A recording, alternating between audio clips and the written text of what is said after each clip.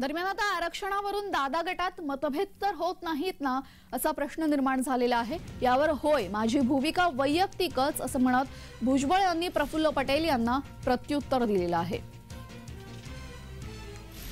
छगन भुजबळ साहेब समता परिषदच्या माध्यमातून ओबीसीच्या लढा आज नाही 30 वर्षापासून मी पाहतो आणि त्यांनी जे काही आजपर्यंत भूमिका त्यांची पूर्वीची आजची किंवा उद्याची ते समता परिषदच्या माध्यमातून त्यांनी जेव्हा जेव्हा बोलले राष्ट्रवादी पक्ष म्हणून कधी बोलले नाही।